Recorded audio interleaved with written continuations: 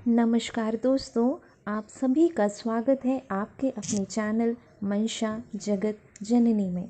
दोस्तों, आज हम विनायकी गणेश चौथ व्रत कथा के बारे में जानेंगे। श्री गणेश चतुर्थी व्रत की पौराणिक कथा के अनुसार एक बार भगवान शिव तथा माता पार्वती नर्मदा नदी के किनारे बैठे थे। वहाँ माता पार्वती ने भगवान शिव से समय व्यतीत करने के लिए चौपड़ खेलने को कहा।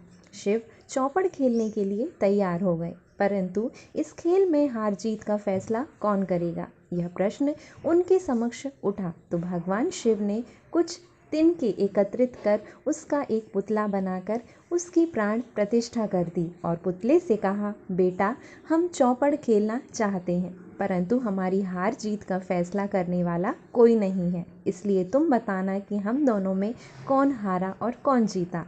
उसके बाद भगवान शिव और माता पार्वती का चौपड़ खेल शुरू हो गया। यह खेल 3 बार खेला गया और संयोग से तीनों बार माता पार्वती की जीत हुई। खेल समाप्त होने के बाद बालक से हार जीत का फैसला करने के लिए कहा गया, तो उस बालक ने महादेव को विजयी बताया। यह सुनकर माता पार्वती क्रोधित हो गई और क्रोध में उन्होंने बालक को लंगड़ा होने, कीचड़ में पड़े रहने का श्राप दे दिया। बालक ने माता पार्वती से माफ़ी मांगी और कहा, यह मुझसे अज्ञातवश ऐसा हुआ है, मैंने किसी द्वेष भाव से नहीं किया।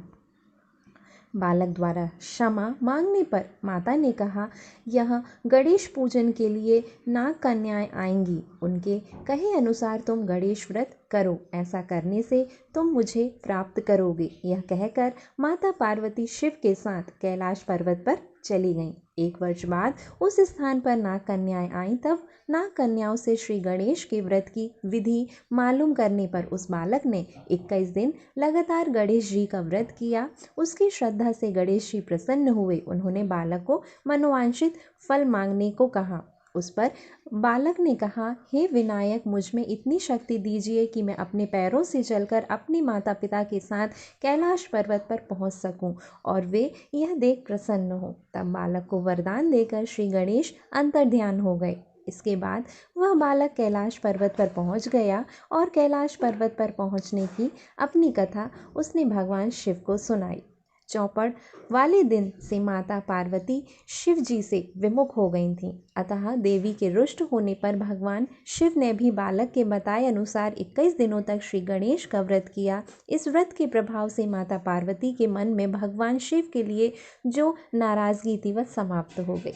तब यह व्रत विधि भगवान शंकर ने माता पार्वती को बताई। यह सुनकर माता पार्वती के मन में भी अपने पुत्र कार्तिकेय से मिलने की इच्छा जागृत हुई। तब माता पार्वती ने भी 21 दिन तक श्री गणेश का व्रत किया तथा दूर्वा, फूल, लड्डुओं से गणेश जी का पूजन अर्चन किया। व्रत के 21वें दिन कार्तिकेय स्वयं माता पार्वती से आ मिले। उस दिन से श्री गणेश चतुर्थी का यह व्रत समस्त मनोकामनाओं की पूर्ति करने वाला व्रत माना जाता है। इस व्रत को करने से मनुष्य के सारे कष्ट दूर होकर मनुष्य को समस्त सुख सुविधाएं प्राप्त होती हैं। तो दोस्तों, यह थी विनायकी गणेश चतुर्थी व्रत कथा। ऐसे वीडियोस को पाने के लिए हमारे चैनल को लाइक करें, शेयर करें और सब्सक्राइब करें।